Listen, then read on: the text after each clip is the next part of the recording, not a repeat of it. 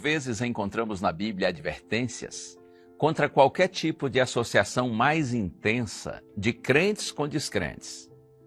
Tipo de associação que possa colocar os cristãos em situações nas quais seja difícil ou até impossível evitar fazer concessões espirituais.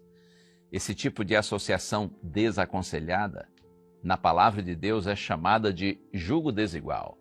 Sobre isso, eu gostaria de falar um pouquinho com você agora, claro, como sempre, com muito carinho e muito respeito.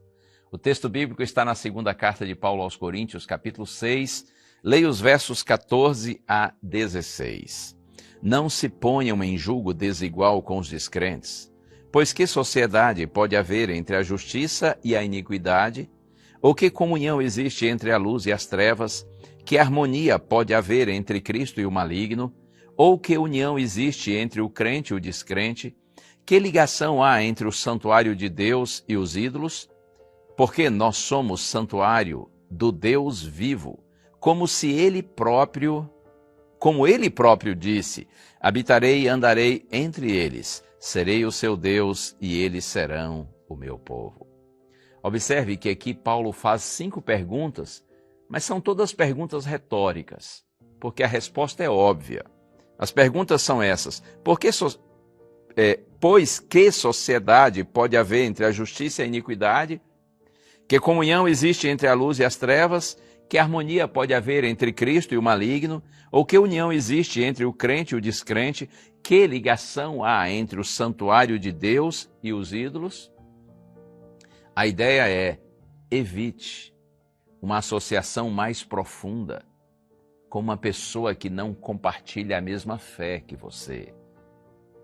Por exemplo, casamento. Não é aconselhado na Bíblia que um cristão se case com um não cristão. E por que não? A ideia de que a pessoa cristã é boa, correta, digna, enquanto que todo aquele que não crê em Deus é uma pessoa ruim, desonesta, indigna. Não, a questão não é essa. A questão é que como vão dois que têm pensamentos tão diferentes e, consequentemente, estilo de vida diferente, como eles vão conseguir viver em harmonia? Como eles serão felizes na vida conjugal? Imagine, por exemplo, quando os filhos nascem. Um é um cristão dedicado, gosta de ir à igreja, estudar a Bíblia, orar, e segue os valores e princípios cristãos, enquanto que o outro não tem o hábito de ler a Bíblia, de orar, de ir à igreja e não vê importância nisso. E também tem o seu próprio estilo de vida, muitas vezes desconectado ao ensino cristão. Os filhos nascem, e aí?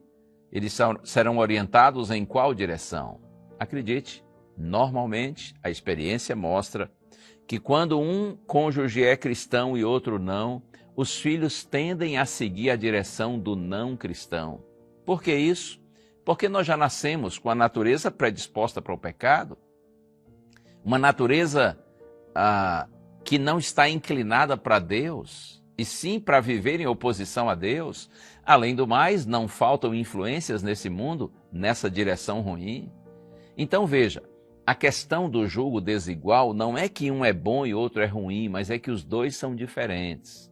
E sendo diferentes, eles terão dificuldades nessa associação, nessa intimidade. Além do fato, como já disse, de muitas vezes o não cristão ter um poder de influência maior. Porque, como disse, nós temos já uma natureza predisposta ao pecado e não faltam influências no mundo nessa direção. E você me dirá: pastor, mas se eu já estou casado ou casada com uma pessoa que não é convertida, não professa a mesma fé que eu tenho, o que eu faço agora? Vou abandoná-la, vou deixá-la? Lógico que não, pelo contrário. Deus quer usar você para salvar seu cônjuge ainda não convertido. O que você deve fazer, posso citar, por exemplo, o texto de 1ª Carta de Pedro, capítulo 3, versos 1 e 2, onde Pedro diz que, por exemplo, uma mulher casada com um homem não convertido, ela deve, pelo seu exemplo, pelo seu testemunho, levar esse marido à conversão. É claro, ela vai fazer o seu melhor, mas não significa que vai obrigá-lo a se converter, porque essa é uma decisão individual, essa é uma decisão pessoal.